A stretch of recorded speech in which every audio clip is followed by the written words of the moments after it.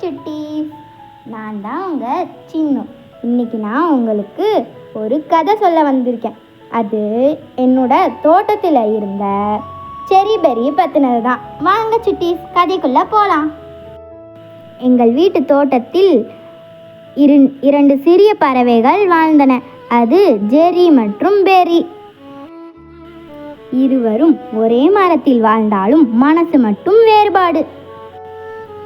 அது ஒரு அமைதியான அழகான இரவு. அந்த இரவில் நிலவு அதன் மென்மையான ஒளியை வீசிக்கொண்டிருந்தது.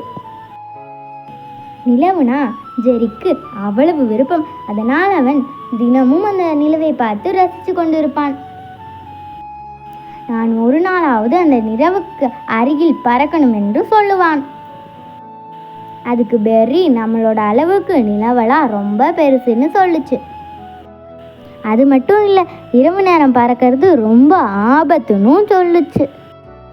ஆனால் அந்த ஜெரி யாரோட பேச்சையும் கேட்கல. நாட்கள் ஓடியது. பெர்ரி ஒரு நாள் இரவு தூங்கி கொண்டிருந்தாள். அப்பொழுது ஜெரி மெதுவாக எழுந்து தன் சிறகுகளை அசைத்து நிலவின் பக்கம் பறந்தாள்.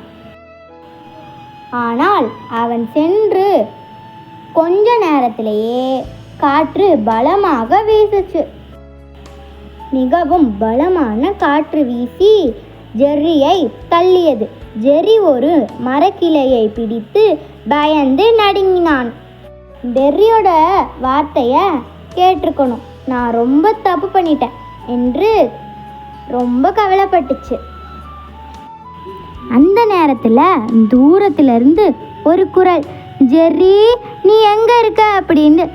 அது வேற யாரும் இல்லை, நம்ம பெர்ரி தான்.